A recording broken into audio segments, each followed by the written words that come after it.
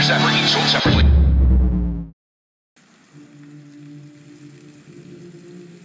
But as they drew closer, ant-like now, on this great floor of dirty stone blocks, each block bigger than Bassey Park it seemed, they saw that the wall was not entirely blank after all. It was broken by a single door. And although the wall itself towered hundreds of feet above them, the door was very small. It was no more than 3 feet high, a door of the sort you might see in a fairy tale book, made of stout oaken boards bound with iron strips in an X pattern. It was, they all realized at once, a door made only for children. Ghostly in his mind, Ben heard the librarian reading to the little ones.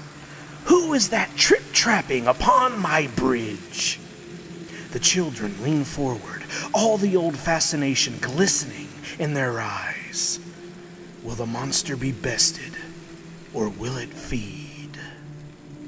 There was a mark on the door, and heaped at its foot was a pile of bones. Small bones, the bones of God alone knew how many children. They had come to the place of it. The mark on the door then, what was that? Bill marked it as a paper boat. Stan saw it as a bird rising toward the sky, a phoenix perhaps. Michael saw a hooded face, that of crazy Butch Bowers perhaps, if it could only be seen.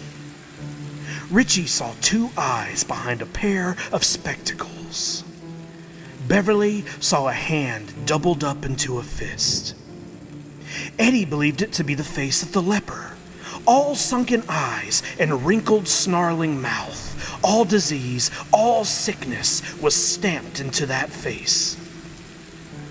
Ben Hanscom saw a tattered pile of wrappings and seemed to smell old sour spices. Later, arriving at the same door with Belch's scream still echoing in his ears, alone at the end of it, Henry Bowers would see it as the moon, full, ripe, and black. "I'm scared, Bill," Ben said in a wavering voice. "Do we have to?" Bill towed the bones and suddenly scattered them in a powdery, rattling drift with one foot. He was scared too. But there was George to consider. It had ripped off George's arm. Were those small and fragile bones among these? Yes, of course they were. They were here for the owners of the bones. George and all the others. Those who had been brought here. Those who might be brought here. Those who had been left in other places simply to rot. "We have to," Bill said. "What if it's locked?" Beverly asked in a small voice. It's not locked," Bill said, and then told her what he knew from deeper inside.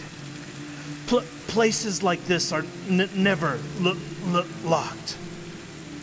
He placed the tented fingers of his right hand on the door and pushed.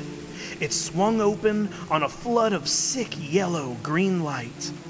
That zoo smell wafted out at them, incredibly strong, incredibly potent now.